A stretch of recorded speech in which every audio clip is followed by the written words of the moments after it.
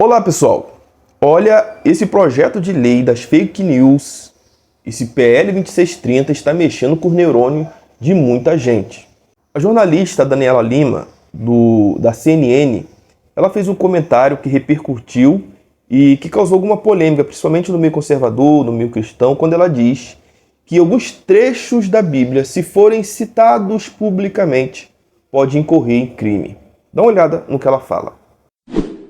A bancada evangélica decidiu entrar com tudo em cima, também por conta de uma interpretação bizarra e falsa, né, de que haveria ali veto a trechos da Bíblia. Não é, mas se você sair defendendo na rua que esses trechos estão dizendo, você na rua pode ser pego por racismo, por homofobia e até também ser acusado de assédio ou tratamento misógino. Então não faça na rua o que estão querendo que você possa fazer nas redes.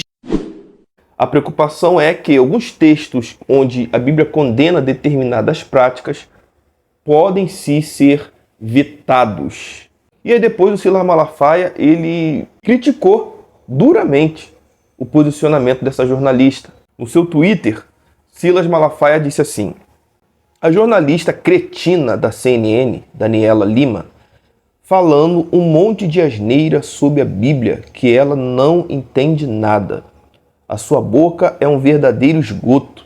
Esse é o jornalismo inescrupuloso da CNN. Bom, típico do Silas Malafaia, né? Essas palavras meio grosseira, meio ríspida, e que eu acho que ele foi um pouco pesado, como muitas vezes é. Eu sinceramente acho que ele não tinha nenhuma necessidade de ser tão assim duro, tão incisivo com a jornalista, né? Chamando de cretina e outras coisas. E após a repercussão da jornalista, do que ela comentou, e muitas críticas, ela veio a público no seu Twitter tentar explicar o seu posicionamento. E olha o que ela diz. E o que faz a extrema-direita quando algo que eles não querem ganhar proporção? Recorta um trecho, tira o contexto e joga para a turba todo ódio. Turba do ódio. Sim, se você defender ao pé da letra alguns trechos da Bíblia no meio da rua, pode incorrer em crime. Exemplos abaixo. Tudo do livro de Êxodo. Aí ela pega aqui o capítulo 21 do livro de Êxodo, do Êxodo, né? E aí aqui no capítulo 21 de Êxodo tem algumas normativas, algumas normas, alguns mandamentos e diretrizes para a nação de Israel. Eu não vou ler para não tomar tempo e o vídeo ficar muito longo, mas que não faz nenhum sentido para a igreja atual, muito menos para a sociedade comum. E sobre isso eu quero aqui enfatizar dois pontos.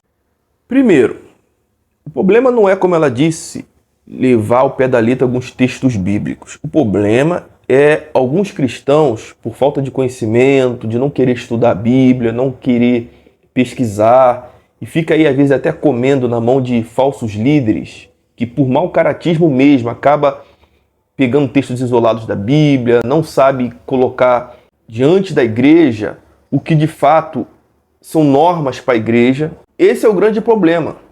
Pegar textos do Antigo Testamento que foram uma normativa para a nação de Israel, que viveu em uma outra época, num outro tempo, dentro de um outro contexto cultural, e querer aplicar à igreja. Por exemplo, esse texto que ela citou de Êxodo 21, nenhum cristão em sua consciência vai querer pregar um texto desse e querer aplicá-lo para a igreja ou para a sociedade no modo geral. Era uma lei? Sim, é uma lei, mas para a nação de Israel, para um tempo distante, uma outra época que não se aplica mais à igreja nem à sociedade no modo geral. A igreja ela precisa se fundamentar em quê? Naquilo que o Senhor Jesus Cristo disse e naquilo que o Senhor disse através dos apóstolos. Claro que textos do Antigo Testamento têm sua serventia, sua utilidade, porque jamais nós entenderíamos o Novo Testamento se nós não lermos o Antigo. Agora, evidentemente que há outras doutrinas bíblicas dadas pelo próprio Cristo e pelos apóstolos, que aí sim são lições para a igreja, deve ser aplicada à igreja, a igreja deve se sujeitar, se submeter, obedecer. São doutrinas que vão diametralmente contra algumas práticas que hoje a sociedade aceita como se fosse algo natural.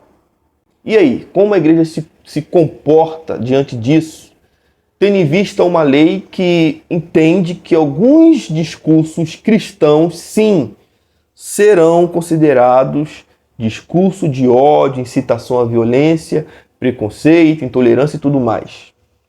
Como a igreja faz em relação a isso? Inclusive eu falei sobre isso num outro vídeo que eu gravei sobre esse projeto de lei.